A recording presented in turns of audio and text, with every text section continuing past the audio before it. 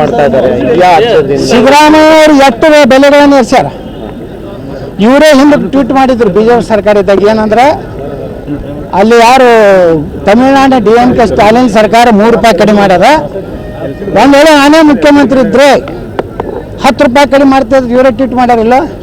ಇವತ್ತು ಕಡಿಮೆ ಮಾಡಿ ತೋರಿಸಲಿ. ಜಾಗತಿಕ ಮಾರುಕಟ್ಟೆಯಲ್ಲಿ ಅಂತಾರಾಷ್ಟ್ರೀಯ ಯುದ್ಧ ನಡೆದಿದ್ದರಿಂದ ಅನಿವಾರ್ಯವಾಗಿ ನಮ್ಮ ಪ್ರಧಾನಮಂತ್ರಿಗಳು ಕೇಂದ್ರ ಸರ್ಕಾರ ಈ ಬೆಲೆ ಏರಿಸಿದೆ. ಅದನ್ನು ನಾನು ಸಮರ್ಥನೆ ಮಾಡ್ಕೋತೀನಿ. ಇವತ್ತು ನಾನು ನನ್ನ ವಾಹನವನ್ನು ಎಷ್ಟು ಉಪಯೋಗಕ್ಕಿಂತ ಅಧಿಕ ಉಪಯೋಗ ಮಾಡೋದು ಕಡಿಮೆ ಮಾಡ್ತೇನೆ. 100ಕ್ಕೆ 100 ವಿಜೇಂದ್ರನಾಗ ಬಿಟ್ಟಿನ ಅಂತ ಹೇಳ್ಕೋದಿಲ್ಲ. ಇವತ್ತು ನಾನು ಒಂದು ಕಾರ್ಯಕ್ರಮಕ್ಕೆ ಹೋಗುವಾಗ ವಾಹನ ಏನು ಉಪಯೋಗ ಮಾಡ್ತೀನಿ, ಅಲ್ಲೇ ಸಮೀಪ ಇದ್ದಾಗ ಮತ್ತೊಂದು ಕಾರ್ಯಕ್ರಮ ನಡ್ಕೊಂಡು ಹೋಗುತ್ತೇನೆ. ಅಷ್ಟು ಇಂಧನವನ್ನು ನಾನು ಕಡಿಮೆ ಮಾಡುತ್ತೇನೆ.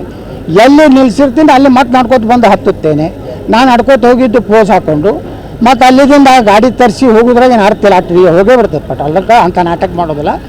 ಪ್ರಧಾನಮಂತ್ರಿಗಳು ಅನಿವಾರ್ಯವಾಗಿ ದೇಶಕ್ಕೆ ಆಪತ್ತು ಬಂದಾಗ ಬಂಗಾರ ತೊಗೋಬೇಡ ಅಂತ ಹೇಳ್ಯಾರ.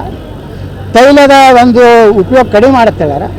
ಇನ್ನು ಮ್ಯಾಗ ಪ್ರಧಾನಮಂತ್ರಿಗಳು ಎಲ್ಲಿವರೆಗೆ ಬಂಗಾರ ತೊಗೋಬೇಡ ಅಂತ ಹೇಳ್ಯಾರಲ್ಲ ಅಲ್ಲಿವರೆಗೆ ನಾನು ಒಂದು ಗುಂಜಿ ಬಂಗಾರ ತಗೋದಿಲ್ಲ.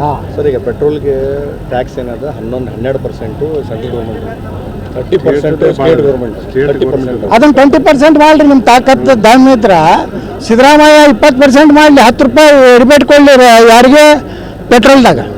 ಅದು ಕೊಡೋದಿಲ್ಲ. ದಿನ ಸಿದ್ದರಾಮಯ್ಯ ಮೊನ್ನೆ ವಿದ್ಯುತ್ ದರ ಏರ್ಸ್ಯಾರಿಲ್ರಿ, ಮನೆ ಎಷ್ಟು ಏರ್ಸ್ಯಾರ ಅವರು. ನೀವು ಯಾಕೆ ಏರ್ಸಿದ್ರಪ್ಪ? ಮೋದಿಯವರು ಬೈಯವರು, ನೀವು ಯಾಕೆ ಇಲ್ಲಿ ಏರ್ಸಿದ್ರಿ? ನೀವು ಏರಿಸ್ತೀರಿ.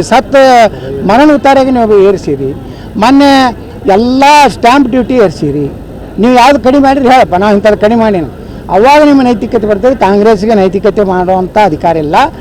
ಪ್ರಧಾನಮಂತ್ರಿ ಮೋದಿಯವರು ಡೀಸೆಲ್ ಬೆಲೆ ಏನು ಏರ್ಸ್ಯಾರಲ್ಲ ಅದನ್ನು ನಾನು ದೇಶದ ಹಿತದೃಷ್ಟಿಯಿಂದ ಏರಿಸಿದ್ದಾರೆ. ದೇಶಕ್ಕೆ ಆಪತ್ತು ಬಂದಾಗ ನಾವು ತ್ಯಾಗ ಮಾಡಬೇಕು. ನಾವು ಪ್ರಧಾನಮಂತ್ರಿಗಳ ಮಾತಿಗೆ ಗೌರವ ಕೊಡಬೇಕು. ಅದಕ್ಕೆ ನಾನು ಪ್ರಧಾನಮಂತ್ರಿಗಳ ನಿರ್ಣಯವನ್ನು ಸಮರ್ಥಿಸುತ್ತೇನೆ. Yes sir.